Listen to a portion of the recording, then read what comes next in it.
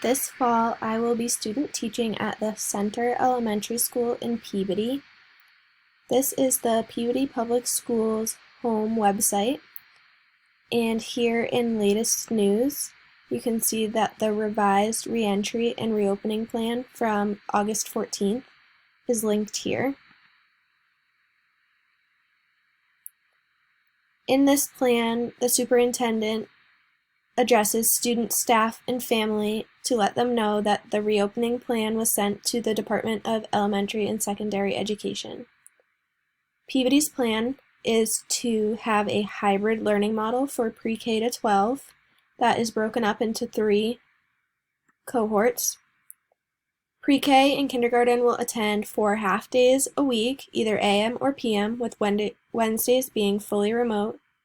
Grades 1 through 8 will attend 2 days in person using an AB cohort model, either Monday and Thursday or Tuesday and Friday, with Wednesdays also being fully remote. And grades 9 through 12 will engage in mostly remote instruction with select populations in person. Families also have the option to select a fully remote model. Peabody has broken up the reentry to school into 4 phases. August 31st through September 11th has professional development and training for teachers. September 14th and 15th is relationship building and establishing routines with students, where students can select a sign-up slot to come to the school, meet their teachers, and receive their Chromebooks for one-to-one. Phase 3 on September 16th will be the first day of hybrid learning, and it is not yet determined when full in-person learning can resume.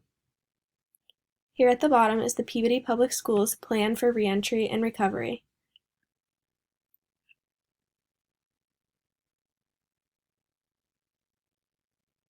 The superintendent addresses families again with more in-depth information. As required by the state, Peabody came up with an in-person learning model, a hybrid learning model, and a remote learning model. They prioritized health, safety, and well-being, as well as equity and high-quality teaching and learning in all 3 of their plans. At this time, Peabody is a hybrid learning model. This is because they are deemed a yellow zone by the state, which means that their average daily cases per 100,000 are between 4 and 8. Should they go to a green zone, full in-person learning may be able to resume. However, if they go to a red zone, with cases greater than 8 per 100,000, they will be forced to go fully remote.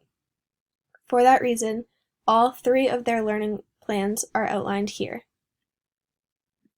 With a feasibility study, it was determined that in-person learning cannot resume because there is not enough space in the schools to ensure 6 feet of distance.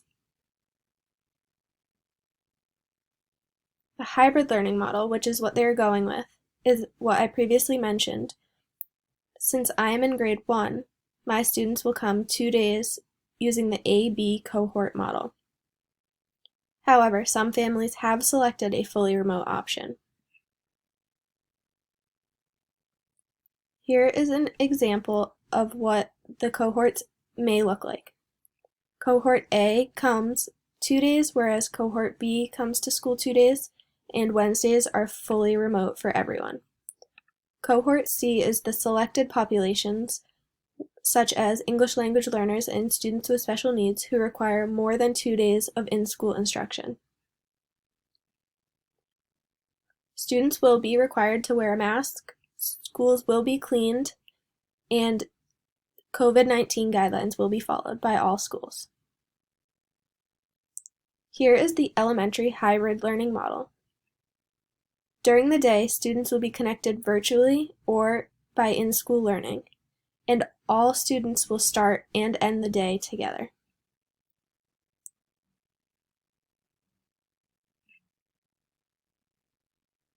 The middle and high schools are different than the elementary schools. Here is the remote learning model that Peabody came up with.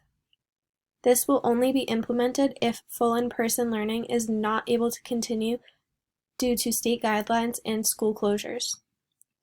In this case, the schedule will be fully remote with synchronous and asynchronous learning. The technology used for both synchronous and asynchronous instruction, hybrid and remote, will be Google Meets and Google Classrooms.